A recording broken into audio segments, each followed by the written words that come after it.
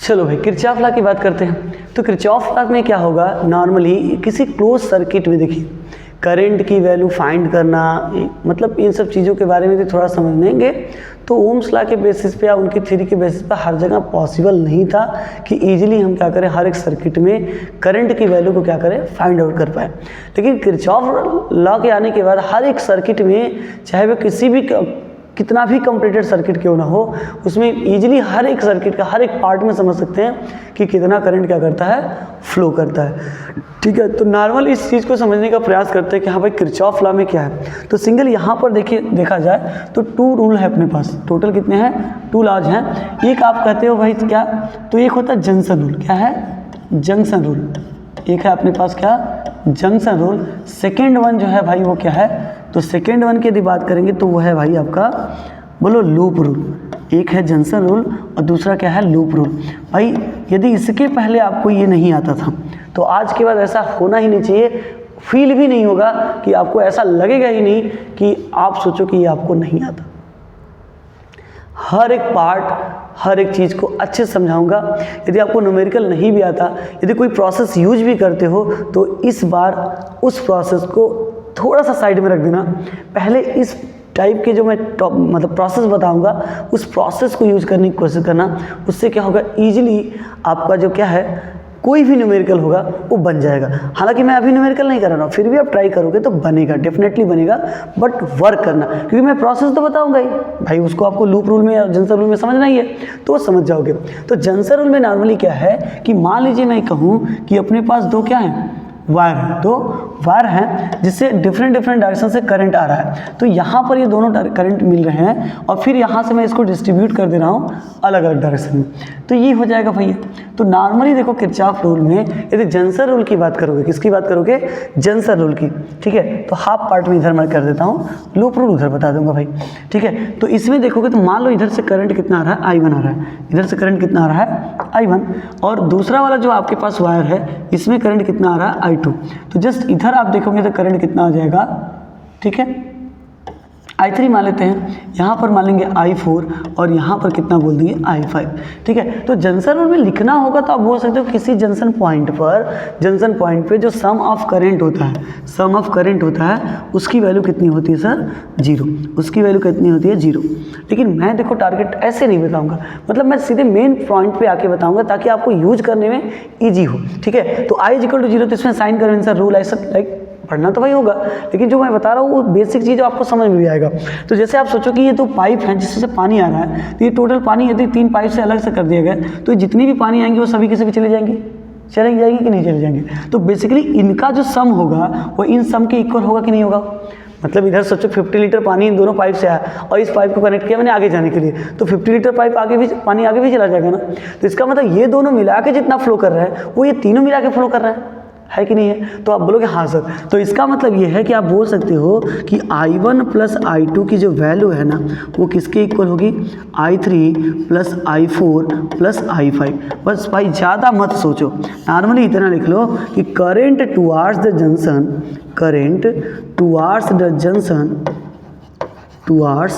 Junction, ठीक है, ये बोल सकते हो। दूसरी कंडीशन की बात करोगे तो इधर बोलोगे current away from the junction. अब इसमें ये मत कहो भाई कि सर जंक्शन क्या होता है। जंक्शन मतलब समझ लो वो पॉइंट जहाँ पर जोड़ा जाता है डिफरेंट वायर्स को, ठीक है, पाइप्स को, जो मतलब क्या होगा डिफरेंट डायरेक्शन में क्या करें, फ्लो कर रहे हो करंट को, तो बेसिकली क्या हो गया, जंक्शन हो गया। तो इस रूल को याद रखो भाई। नॉर्मली आपको बस इतना ही समझना है कि यहाँ पर जो आ रहा है जो जा रहा है उसके इक्वल होगा। जस्ट मीन्स कि यदि मैं ऐसा बोलूँ कि चलो समझा दे रहा हूँ थोड़ा सा, कि मान लो कुछ इस तरीके से मुझे दिख रहा है, यहाँ पर मैं कहूँ कि I1 करंट आ रहा है, इधर से इसकी वजह से इसमें I2 चला गया, इसमें I3 चला गया, इसमें कितना चला गया, I4। तो इसके लिए क्या लिखोगे सर, ये जंक्शन पॉइंट हो जाएगा। तो करंट केवल किसमें से आ रहा है, इस बड़ी पाइप से समझ सकते हो, और ये छोटी छोटी पाइप में डिवाइड हो जा रहा है। तो ऐसे कहोगे सर I1 जो होगा वो टोटल इक्वल होगा किसके, I2 + I3 और प्लस कितना हो गया, I4।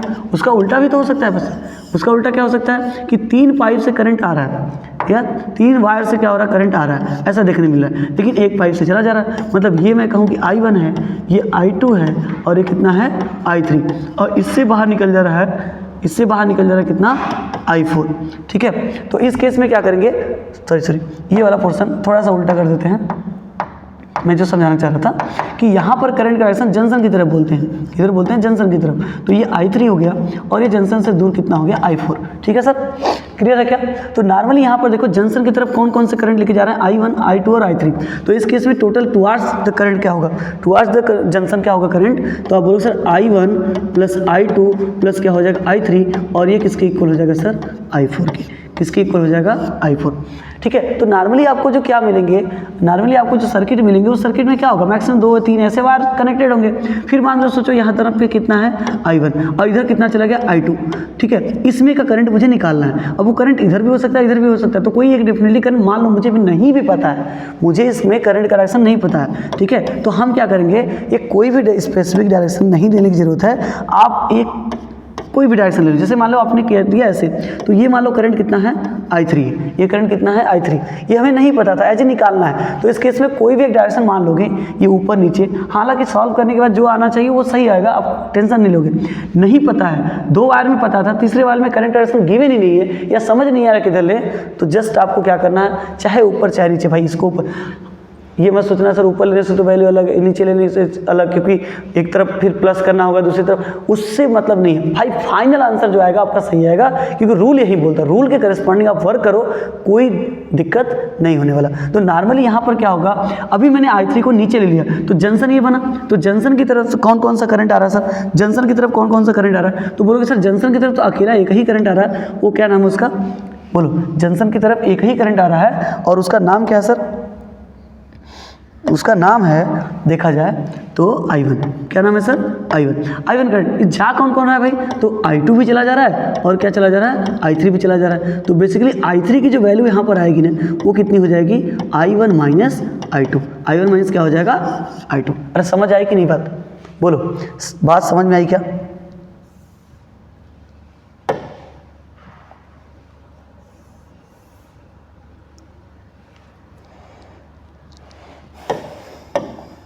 देखो बस एक और देखते हैं डायग्राम।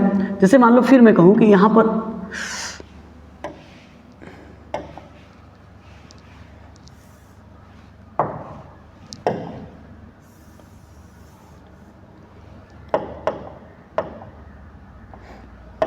देखो, यहाँ पर एक सर्किट मैं और बनाता हूँ कि नॉर्मली मान लो मेरे पास एक सर्किट ऐसे है। ठीक है, मैं जैसे बनाना चाह रहा था नहीं बना, हाँ चलो ऐसा सर्किट है। अब मान लो यहाँ से करंट कितना जा रहा है सर, I1, फिर इधर मुझे पता है कि इधर करंट कितना जा रहा है I2। सेम लॉजिक वही समझना है। अब इसमें करंट का डायरेक्शन मुझे गिवन भी नहीं है, पता भी नहीं है, मुझे करंट का डायरेक्शन पता भी नहीं है और गिवन भी नहीं है। तो नॉर्मली फिर मैं बोल रहा हूँ कि आप किसी भी डायरेक्शन में, इधर मानना है तो इधर मान लो। चलो इस बार फिर मान लिया क्या I3, तो इस केस में क्या बोलोगे सर, I1 और I3 जो है वो एक दूसरे की तरफ आ रहे हैं और I2 इनसे दूर जा रहा है। तो I3 की वैल्यू इस बार कितनी हो जाएगी सर, I2 माइनस I1। तो इन दोनों में जो अंतर या जो डिफरेंस देखने मिलेगा वो बस इतना होगा कि माइनस साइन इंक्लूड हो सकता है, माइनस साइन आ सकता है, तो उससे कोई फर्क नहीं पड़ता, मैग्नीट्यूड सेम है भाई। ठीक है, और यदि मान लो सॉल्व करने के बाद माइनस भी आ रहा है तो वो बताता है बस कि जो आपने डायरेक्शन चूज किया है ना, वो डायरेक्शन हमारा क्या है, रॉन्ग है। बाकी थ्योरी में कोई प्रॉब्लम नहीं आएगी। ठीक है, तो इस तरीके से आपको समझ लेना कैसे कर। अब मान लो डायरेक्ट लिखना है, मान लो कैसे लिखना है, डायरेक्ट लिखना है। जैसे आपको फील है मुझे I3 यूज नहीं करना सर, मुझे I3 यूज नहीं करना, तो मान लो मैं कहता कि ऐसे कि यहाँ पे करंट कितना आ रहा है, I1 आ रहा है, इधर से करंट कितना आ रहा है I1, इसमें कितना चला जा रहा है I2, इसमें कितना चला जा रहा है I2। अब मान लो ये जंक्शन की तरफ आ रहा था, ये चला गया, ये जंक्शन की तरफ आ रहा था, ये चला गया, ये भी आ रहा था, तो जाहिर सी बात है ऐड होता। लेकिन I1 से आ रहा था और I2 इतना चला गया, तो बचा कितना, बचा कितना, मतलब ये समझेंगे I1 आया था, I2 चला गया। तो नॉर्मली इतना समझो कि इस I1 को ही हम डिवाइड कर दे रहे हैं कि इधर वाला करंट इधर ही जाएगा, इधर वाला करंट जो होगा वो इस डायरेक्शन में चला जाएगा और इसकी वैल्यू कितनी होगी सर, इसकी वैल्यू कितनी होगी, तो I1 करंट टोटल करंट समझो और I2 उसमें से बाहर निकल गया, तो बचा कितना, बचा कितना सर, तो आप बोलोगे सर कितना, I1 माइनस I2, क्या बोलोगे, I1 minus I2, like this. ठीक है, कि इधर ये था करंट कि I1 आ रहा था, I1 आ रहा था, इधर से I2 चला गया, I2 चला गया, तो बचा कितना, इतना करंट I1 माइनस I2। देखो फाइनली आपने लिखाना भी है, कितना आया, I1 माइनस I2 है। ठीक है, तो इस तरीके से हम क्या कर सकते हैं, इसको सॉल्व कर सकते हैं। ठीक है, क्लियर, चलो भाई आगे यदि बढ़ते हैं, यदि आगे हम लोग बढ़ते हैं तो उस केस में क्या होगा भाई, उस केस में क्या देखने मिलेगा, मतलब क्या है, दूसरा रूल हम लोग देखें ना, अरे हाँ या ना, ओ नो भाई ये क्या होने लगा, सेव करने के चक्कर में क्या हो रहा है ये। चलो तो दूसरे कंडीशन की बात करेंगे यहाँ पर, यदि लूप रूल की बात करें, हम किसकी बात करें, लूप रूल की। तो जो लूप रूल होगा उसमें क्या होगा भाई, सर्किट का कोई हम क्या बनाएंगे, लूप बनाएंगे, सर्किट का कोई क्या बनाएंगे, लूप बनाएंगे। तो नॉर्मली आप सोच के देखो कि अपने पास एक क्या है, अपने पास एक क्या है भाई, लूप है, ठीक है, जिसमें एक सेल है, जिसमें क्या है, सेल है। तो लूप रूल में कहता क्या है, कहानी समझो, कहता ये है कि मान लो यहाँ पर आपके पास कोई भी एक क्या है, लूप बोल रहे हो ना, कोई लूप है, मतलब सर्किट का कोई क्लोज सर्किट है, ऐसे बोल सकते हो, ठीक है। तो उस केस में क्या होता है भाई, तो जो टोटल पोटेंशियल होता है ना, टोटल पोटेंशियल होता है वो जीरो होता है। ये भाई लिखने के लिए याद रखो, किरचॉफ लॉ में स्टेटमेंट के लिए बस याद रखो कि हाँ, with in the close surface total potential difference will be zero, ठीक है। टोटल पोटेंशियल डिफरेंस आता है किसी भी क्लोज सर्किट में, वो कितना आएगा, जीरो आएगा। बस वो लिखने के लिए याद रखो, बाकी यूज करने के लिए जो मैं प्रोसेस बोल रहा हूँ बस उतना याद रखो। उसको कैसे याद रखोगे, तो प्रोसेस उसमें याद रखना है कि मान लो मैं इसकी बात कर रहा हूँ, तो इसमें मैं दो चार चीज़ें बता रहा हूँ आपको करना कैसे, लेकिन इस केस में आपको कैसे करोगे, तो इसमें दो तरीके से जो भी होती है वो दो टर्म में लिखी जा सकती है, एक तो IR के टर्म में, एक तो IR के टर्म में, और भी की वैल्यू एक लिख सकती है इस टर्म में, E के टर्म में, ऐसे लिख सकते हैं। तो मैं क्या करता हूँ कि भी के एक पार्ट को लेफ्ट साइड में, भी के एक पार्ट को राइट साइड में लिखने की ये बताता हूँ आपको। मतलब भी E के फॉर्म में भी लिख सकते हैं, भी IR के फॉर्म में भी लिख सकते हैं। तो लेफ्ट पार्ट और राइट पार्ट क्या लिखोगे, तो इधर समझो कि लेफ्ट पार्ट में हम लिखेंगे क्या, टोटल EMF, क्या लिखेंगे, टोटल EMF लिखेंगे, और इक्वल किसके होगा सर, तो ये बोलना आप क्या, सम of product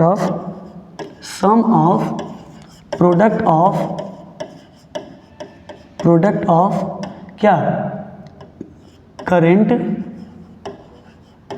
and register, and क्या है सर, रजिस्टेंस। मतलब रजिस्टेंस और करंट का जो क्या होगा, प्रोडक्ट होगा, उसको हम टोटल किसके इक्वल करेंगे सर, EMF के इक्वल। अब ऐसा नहीं कि EMF को जोड़ते जाएंगे, E1 + E2 + E3 ऐसे करके छोड़ देंगे, भाई नहीं, उसमें भी क्या है, लॉजिक है। अब लॉजिक क्या है, देखो इसमें हम बनाते हैं क्या, लूप। मान लो हम क्या बनाएंगे, एक लूप बनाएंगे। जैसे ये आपके पास एक बॉक्स हो गया, तो इसमें आप क्लॉकवाइज या तो आप क्या करोगे, एंटी क्लॉकवाइज डायरेक्शन में एक लूप बनाओगे, अपनी स्वेच्छा से लूप बनाओगे। अब लूप बना रहे हो तो नॉर्मली देखो, जैसे मैं कहूँ कि यहाँ पर चलो मैंने क्या लगा दिया, इसमें दोनों में क्या लगा दिया भाई, एक मैंने सेल यूज कर दिया, यहाँ पर एक सेल यूज किया, ठीक है, कुछ इस तरीके से, और यहाँ पर एक सेल यूज किया, क्या सेम लॉजिक में इस तरीके से। तो जस्ट मैं बोलना क्या चाह रहा हूँ कि यहाँ पर EMF मान लो E है और यहाँ पर EMF E है, तो आपको देखना है कि आप में जो लूप बनाया है उस लूप का डायरेक्शन कैसा है, विद इन द क्या देखोगे सर, सेल। मतलब यहाँ पर मैं कहूँ कि चलो आप इस वाले को ऑब्जर्व करो, तो इस वाले को ऑब्जर्व करोगे तो आपके लूप का डायरेक्शन ये है, लूप का डायरेक्शन ये है, और ये लूप का डायरेक्शन किसको जा रहा है भाई, तो पॉजिटिव टू निगेटिव जा रहा है। किधर जा रहा है, पॉजिटिव टू निगेटिव। तो पॉजिटिव टू निगेटिव जाएगा तो EMF को हम किस में लेंगे सर, निगेटिव में। EMF को किस में लेंगे सर, निगेटिव में। समझ आई क्या बात, बोलो हाँ कि ना, तो बोलोगे हाँ सर। अच्छा, दूसरी चीज़ यहाँ पर समझो कि यदि यही लूप का डायरेक्शन निगेटिव टू पॉजिटिव है, देखो भाई इसमें मैंने एक जैसा बना दिया, लेकिन लूप इधर क्लॉकवाइज है, इधर एंटी क्लॉकवाइज है, तो इधर वाले में देख रहे हो पॉजिटिव टू निगेटिव जा रहा है, इसलिए इसको निगेटिव रखना है। लेकिन इधर वाले में लूप का डायरेक्शन निगेटिव टू पॉजिटिव है, कैसा है, निगेटिव टू पॉजिटिव। तो इस केस में E कैसा लेना है भाई, पॉजिटिव लेना। अरे समझ गए क्या, बोलो हाँ, ठीक है। अब उसी समय आपको ये देखना है कि मान लो अपने पास क्या होता, एक रजिस्टर भी होता, क्या होता, एक रजिस्टर भी होता। तो रजिस्टर है और इसमें करंट कितना फ्लो कर रहा है सर, I। यहाँ भी एक रजिस्टर है और इसमें करंट फ्लो कर रहा है क्या, I। अरे बोलो, ये R और ये कितना हो गया R। तो नॉर्मली इस केस में क्या करना है देखो थोड़ा सा, तो यहाँ पर हमने दिखाया कि ये रजिस्टर R है, इसमें करंट देखो इस डायरेक्शन में चल रहा है, लेकिन लूप का डायरेक्शन ऑब्जर्व करो सर, लूप का डायरेक्शन देख रहे हो करंट के डायरेक्शन के अपोजिट है, लूप का डायरेक्शन करंट के डायरेक्शन के अपोजिट है, तो इस केस में जो प्रोडक्ट ऑफ I और R लेंगे वो किस में यूज करेंगे, निगेटिव में, ठीक है, प्रोडक्ट ऑफ I R जो होगा वो किस में यूज करेंगे, निगेटिव में। दूसरी खास बात इसमें आप ऑब्जर्व करो कि ये रजिस्टर है और इसमें करंट किधर जा रहा है, इस डायरेक्शन में, और लूप का डायरेक्शन जो बनाए हो, लूप का डायरेक्शन जो बनाए हो वो किधर दिख रहा है सर, करंट के डायरेक्शन में दिख रहा है। जब करंट और लूप का डायरेक्शन सेम हो तो आई आर की जो वैल्यू है उसको किस में यूज करेंगे सर, पॉजिटिव। ये मैं बता किसके लिए रहा सर, ये जो वैल्यू मैंने लिखा total EMF is equal to sum of product of current and register, तो ये ओम्स लॉ में मुझे पूरा का पूरा क्या करना है, अप्लाई करना है। तो इस चीज़ को पहले स्टॉप करना, जब भी वीडियो देखना पहले इसको स्टॉप करना, आराम से, मतलब जस्ट 5 मिनट थिंक करो, ज़्यादा आगे बढ़ने की जरूरत नहीं, इसको आराम से देख लो कि हाँ कब मुझे पॉजिटिव लेनी है, कब निगेटिव लेनी है, चीज़ें बता दी गई, उसको थोड़ा सा नहीं समझा फिर थोड़ा सा पीछे जाओ, इससे ज़्यादा कुछ समझना है ही नहीं। तो नॉर्मली आप क्या करोगे, उस चीज़ को फील कर जाओगे कि हाँ मुझे कब कब क्या लेना है, निगेटिव लेना है, कब पॉजिटिव लेना है। जब ये सीख गए और पीछे जंसर रूल समझ गए तो फिर किरचॉफ रूल के जो लॉ है उससे रिलेटेड जितने भी न्यूमेरिकल्स हैं कोई ऐसा नहीं हो भाई जो आपसे न बने, ठीक है, कोई ऐसा है ही नहीं जो आपसे न बने, ठीक है। तो चलो आगे बढ़ते हैं। तो आगे बढ़ेंगे तो यहाँ पर नॉर्मली आगे क्या होगा सिस्टम समझो, ठीक है।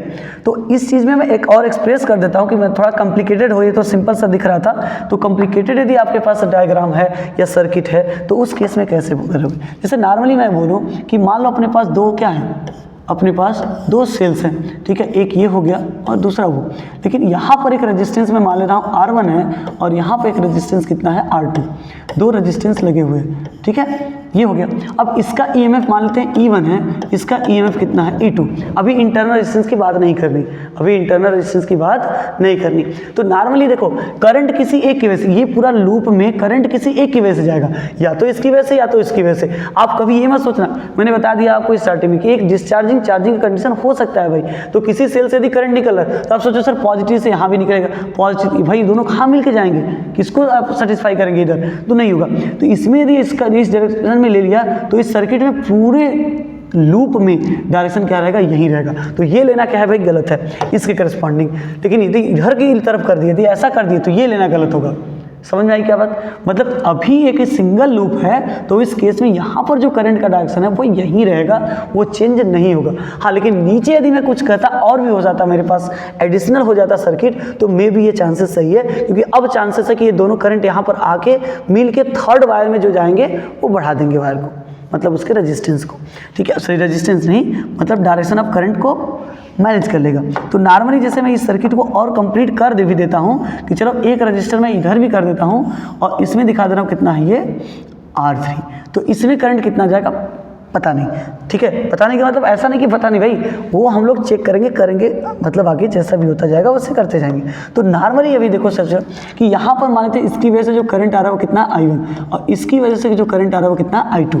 तो आप जैसे जंक्शन रूल लगाएंगे सर तो क्या होगा, तो जंक्शन रूल लगाओगे, देखो I1 इधर आ रहा है, I2 भी इधर आ रहा है, अब अपने पास ऑप्शन में एक ही वायर बचा ये वाला, अब इसमें करंट कितना आएगा, तो आप खुद बताओगे सर ये दोनों आ रहे हैं तो इसमें जब जाएगा तो दोनों मिल जाएंगे कि नहीं मिलेंगे, तो आप लिखोगे sir I1 plus I2, I1 plus क्या लिखोगे I2।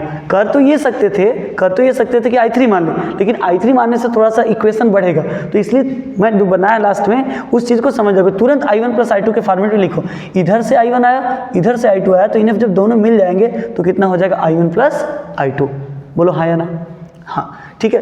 अब मैं बात करूंगा सिंगल एक लूप की, जैसे यहाँ पर मैं बात करूँ, पहले किसकी बात कर लेते हैं, इस लूप की बात करते हैं। तो इसमें लूप का डायरेक्शन मैंने बताया आपको, चाहे एंटी क्लॉकवाइज चाहे क्लॉकवाइज बना लो, कोई इशू भाई सोचना ही नहीं, लूप बनाते समय तुमको नहीं सोचना है कि सर मुझे क्लॉकवाइज बनानी है एंटी क्लॉकवाइज, बस उसके जो रूल बताए कब माइनस लेना है कब प्लस वो याद रखना है। लूप बनाते समय कोई दिक्कत नहीं, आप रख दो जैसे भी आपको बनाना है बना दो, ठीक है। तो यहाँ पर मान लो मैं बना देता हूँ, कैसे सोच के देखो, क्लॉकवाइज डायरेक्शन में, ठीक है, इसका नाम दे रहा हूँ लूप फर्स्ट, ठीक है, आप इसको 1 2 3 ABCD ऐसे मान के भी लिख सकते हो, बट यहाँ पर कुछ इस तरीके से चलो मान लेता हूँ, ठीक है, कि लूप फर्स्ट है। तो लूप फर्स्ट में यदि हम क्या करते हैं, किरचॉफ लूप रूल अप्लाई करेंगे, ठीक है, in loop first, in loop first. तो फर्स्ट लूप में यदि हम ऑब्जर्व करते हैं कि भाई क्या चीज़ें होंगी, कैसी होंगी, तो क्या बोलोगे? तो देखो पहले हम लेफ्ट में क्या बोले थे, ईएमएफ, लेफ्ट में क्या बोले थे, टोटल ईएमएफ की बात करेंगे, और राइट में आई एंड आर की बात करेंगे। तो इधर यदि सोचते हो कि E1 की बात करो, देखो ये पॉजिटिव टू क्या जा रहा है, निगेटिव। लूप का डायरेक्शन देखो ना, लूप का डायरेक्शन पॉजिटिव टू निगेटिव, ये मत सोचना यहाँ पर, ये पूरा आप सर्किल बना सकते हो समझने के लिए। तो पॉजिटिव टू निगेटिव जा रहा है, तो E1 किस में लेना होगा सर, निगेटिव में। बोलो हाँ या ना, कहोगे हाँ। फिर इसमें देखो ऑब्जर्व करो, इधर वाले में ये क्या है, निगेटिव टू पॉजिटिव, लूप जो है वो निगेटिव टू पॉजिटिव जा रहा है, तो निगेटिव टू पॉजिटिव जा रहा है, तो E2 किस में लेंगे सर, पॉजिटिव में। तो ये हो जाएगा क्या, E1 plus E2 is equal to, अब क्या होगा, और कोई नहीं है ना, E3 लाइक ऐसा समथिंग कुछ नहीं है, तो छोड़ दो। अब चलो I और R के पास, जब I और R के पास जाएंगे तो यहाँ पर देखो क्या है, इसमें क्या हो रहा है, करंट का डायरेक्शन इधर जा रहा है, लूप हमारा इधर है, देखो करंट का डायरेक्शन इधर है, left to sorry right to left दिख रहा है ना, इधर करंट का डायरेक्शन ऐसा है, लेकिन लूप का डायरेक्शन किधर है, लेफ्ट टू राइट। तो दोनों एक दूसरे के क्या है सर, अपोजिट।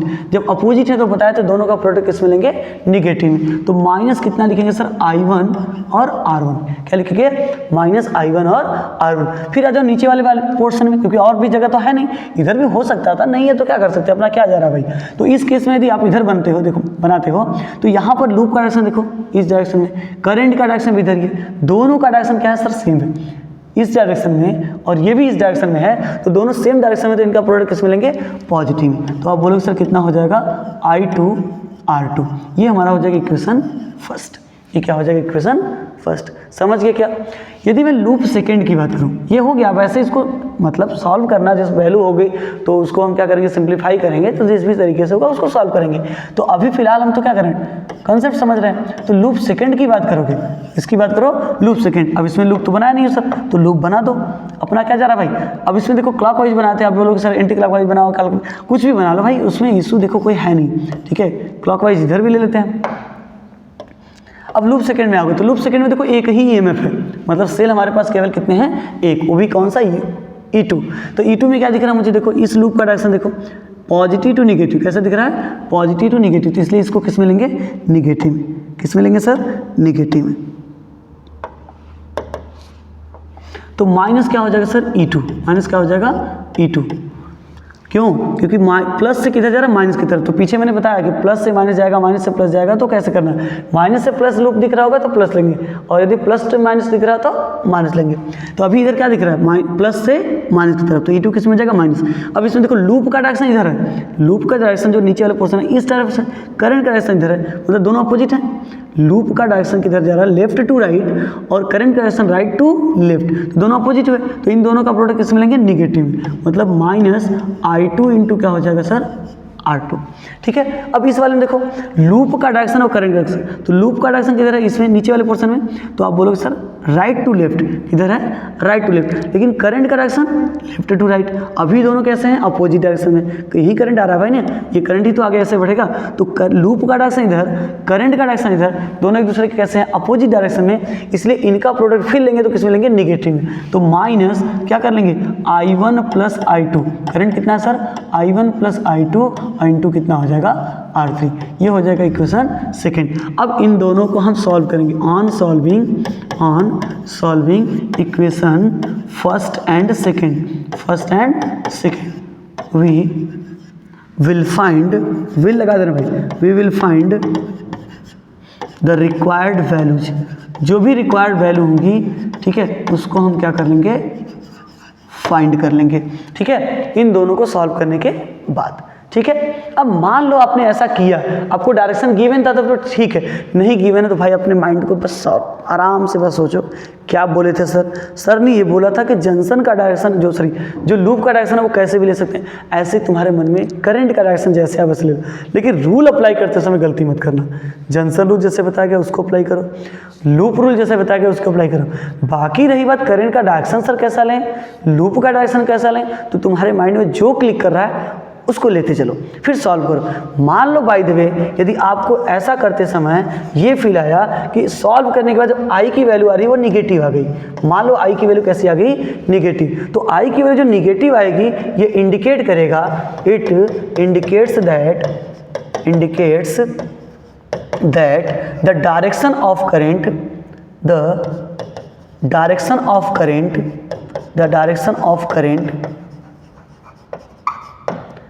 क्या होगा, शुड बी रिवर्स। मतलब जो आप बनाए थे ना वो गलती हुई है, लेकिन गलती से आंसर नहीं गलत हुआ है, उस गलती से आंसर गलत नहीं हुआ है, बस डायरेक्शन गलत हुआ है। तो यदि आपका डायरेक्शन मान लो उस समय माने थे राइट टू लेफ्ट जैसा दिख रहा है, तो यदि माइनस आया है तो राइट टू लेफ्ट ना होकर वो क्या होगा, लेफ्ट टू राइट होगा। मतलब मान लो आपने सॉल्व किया कि ये आपके पास एक वायर है, इसका रेजिस्टेंस R है, इसका नाम मैंने दिया R। अब इसमें मुझे करंट का डायरेक्शन नहीं पता था, आप क्या किए, इसका नाम दिया था AB और आपने करंट का डायरेक्शन मान लिया A to B, current direction क्या मान लिया, A to B। तो आप मान रहे हो, लेकिन I क्या हो गया, निगेटिव आ गया। I कैसा आ गया, निगेटिव। दैट इज ये है कि करंट का डायरेक्शन कैसा होगा सर, डायरेक्शन ऑफ करंट कैसा होगा, तो आप बोलोगे सर डायरेक्शन ऑफ जो करंट होगा ना वो होगा B to A। क्या होगा सर, B to A। हमने उल्टा ले लिया है, A to B लिया है, लेकिन I सॉल्व करने के बाद कितना आ रहा, निगेटिव है। ऑन सॉल्विंग कहीं पर हमने सॉल्व किया यूजिंग किरचॉफ रहा तो I किस में आया, निगेटिव। I निगेटिव बस इतना इंडिकेट कर रहा है कि डायरेक्शन चेंज कर देना है। तो अभी के केस में यदि A to B है और ये निगेटिव आ रहा है तो इसका मतलब करंट का डायरेक्शन होना कैसे चाहिए था, B to A होना चाहिए था। बोलो समझ में आ गई क्या बात, हाँ या ना, हाँ ठीक है। चलो अब आगे बढ़े भाई, अब आगे बढ़े तो थोड़ा सा क्या है, इसका एक एप्लीकेशन है छोटा सा, उसको कर लेते हैं भाई, उसको करके बात खत्म करते हैं यहाँ तक, ठीक है। फिर इतना आप रिवाइज करेंगे, फिर हम लोग क्या करेंगे, नेक्स्ट वीडियो में चलेंगे, देखेंगे क्या है कैसे करके, ठीक है क्या। चलो भाई, तो व्हीट स्टोन ब्रिज, अगला जो टॉपिक है वो क्या है, wheat stone bridge. Wheat stone bridge किस पे बेस्ड है भाई, तो आप बोलोगे इसका जो प्रिंसिपल है वो किस पे बेस्ड है, तो आप बोलो किरचॉफ लॉ पे। किस पे बेस्ड है, किरचॉफ, मतलब किरचॉफ लॉ के बेसिस पे हम क्या कर सकते हैं, व्हीट स्टोन ब्रिज को डिराइव कर सकते हैं, समझ सकते हैं। और इनकी वजह से और भी चीज़ें हैं जो अभी सिलेबस में तो नहीं रही, जैसे आपके पास मीटर ब्रिज है, पोटेंशियोमीटर है, ठीक है। इन सब चीज़ों को हम क्या करते हैं, यूज करके, किसका, व्हीट स्टोन ब्रिज का यूज़ करके बहुत सारी चीज़ों को सॉल्व कर लेते थे इजीली। बट अभी क्या है, वो सब चीज़ें सिलेबस में नहीं है, तो घबराने की जरूरत नहीं भाई। हमारे पास व्हीट स्टोन ब्रिज है वो तो देख लें। तो अभी आपके पास मान लो व्हीट स्टोन ब्रिज में क्या बताया जाता है कि अपने पास 4 रजिस्टर है, वो रजिस्टर इस तरीके से कंबाइन है कि वो क्या दिखा रहा है कि भाई वो एक क्वाड्रिलेटरल के साइड है, क्वाड्रिलेटरल के साइड है। तो मान लो इनका जो रेशियो है वो कितना है सर, मतलब रेशियो नहीं, मतलब कि इनका रेजिस्टेंस, एक वाले का P है, इसका Q है, इसका R है, इसका S है। तो इसके एक डायगोनल में अंदर कर सकते थे, बस उसको मैं बाहर निकाल रहा हूँ। एक डायगोनल में आप किसको अटैच कर दो भाई, किसी सेल या बैटरी को, ठीक है, जो EMF प्रोवाइड कर सके, किसी सेल या बैटरी को। तो उस केस में इसमें क्या होगा भाई, एक करंट फ्लो करेगा I करके, ठीक है, इधर भी करंट जाएगा I, ऐसे आ जाएगा। लेकिन यहाँ पर पैरेलल है तो आपको पता है चेंज हो जाएगा, इधर I1 और इधर कितना हो जाएगा I2। तो आपको पता है पैरेलल, फिर ये सीरीज है, तो I1 इसमें है तो इसमें भी कितना जाएगा सर, I1 ही जाएगा, और इसमें भी कितना जाएगा सर, इधर भी, तो आप बोलोगे सर I2 चला जाएगा, क्योंकि I2 इधर से आ रहा है तो कितना हो जाएगा I2। तो यहाँ पर आप इसको ब्रेक करके जंक्शन रूल के हिसाब से समझ सकते थे, तो आपको फील आएगा कि जो I की वैल्यू होगी वो किसकी इक्वल होगी, I1 प्लस I2 के, I1 प्लस I2 के। लेकिन यहाँ पर मैं एक चीज़ और बताना चाह रहा हूँ कि इस व्हीट स्टोन ब्रिज में क्या होता है कि यदि जो डायगोनल बच गया वहाँ पर हमें क्या लगाना, गैल्वेनोमीटर, और मान इस गैल्वेनोमीटर में करंट की वैल्यू देखो, इसमें यदि इक्वल लगे इसका मतलब इधर जो करंट की वैल्यू कितनी होगी, वो 0। तो इसमें यही चीज़ बताने की कोशिश करी गई है कि इसमें यदि करंट नहीं जा रहा, इसमें करंट नहीं जाएगा, वो किस केस में नहीं जाएगा, तो आप बोलोगे सर वो केस कौन सा होगा, बोलो वो केस कौन होगा, तो वो केस है भाई जब P/Q का रेशियो R/S के क्या हो, इक्वल हो। मतलब P और Q का रेशियो R/S के क्या हो, इक्वल हो, तो उस केस में इस G से कोई भी करंट पास नहीं करेगा। इसलिए हम दिखा सकते हैं कि I1 करंट आगे चला गया I1 जैसा ही, और I2 करंट इधर भी आगे चला गया, क्योंकि इधर जा ही नहीं रहा, कोई करंट नहीं जा रहा भाई। जब करंट नहीं जा रहा है तो करंट खर्च होगा क्या, तो ये I1 पूरा का पूरा आगे बढ़ जाएगा, फिर ये I2 पूरा का पूरा आगे बढ़ जाएगा, फिर मिलके क्या बना देगा, I बना देगा, ठीक है। अब इसको प्रूफ कर लेते हैं। प्रूफ कैसे करेंगे, तो प्रूफ करने के लिए भाई लेते हैं सहारा किसका, किरचॉफ का। किसका सहारा लेंगे, किरचॉफ का, ठीक है। इसमें देखो यहाँ पे वही काम करेंगे कि एक लूप हम इधर बना देंगे, मान लो ये लूप फर्स्ट है, और इसमें एक लूप बना देंगे इस डायरेक्शन में, ये लूप सेकंड है, ऐसे करके, ठीक है। तो इन लूप फर्स्ट या ABCD PQ ऐसा बोल सकते हो, नाम भी ले सकते हो, फिर भी ठीक है। चलो in loop first, in loop first, ठीक है। फर्स्ट लूप में देखोगे तो कोई EMF है क्या सर, तो आप बोलोगे कोई EMF नहीं है। जब EMF नहीं तो E की वैल्यू कितनी हो जाएगी, 0। फिर इक्वल कर देंगे। अब इसमें देखो लूप जो बनाए हो उसके करंट देखो, तो करंट का डायरेक्शन ऊपर जा रहा है, लूप भी ऊपर की तरफ दिखा रहा है, तो ये दोनों सेम डायरेक्शन में होगा। इसका मतलब इन दोनों का प्रोडक्ट किसमें लोगे सर? पॉजिटिव में, I1P। फिर इसमें तो करंट है ही नहीं, करंट है ही नहीं, तो इसके रेजिस्टेंस मान लो R होता तो मल्टीप्लाई करते, जी खत्म, उसकी तो बात ही नहीं। मतलब भाई I की वैल्यू 0 तो उसको लेने की कोई ज़रूरत नहीं है। आगे आ जाओ, इसमें देखेंगे तो क्या होगा, करंट आ रहा नीचे की तरफ, लूप मुझे ले जा रहा है ऊपर की तरफ, तो दोनों का डायरेक्शन कैसा हुआ? अपोजिट। तो अभी जो प्रोडक्ट लेंगे वो कैसा लेंगे? निगेटिव में। तो I2 इंटू क्या हो जाएगा सर? Q। Q को इधर लेके जाएंगे तो I2Q इज इक्वल टू कितना हो जाएगा सर? I1P।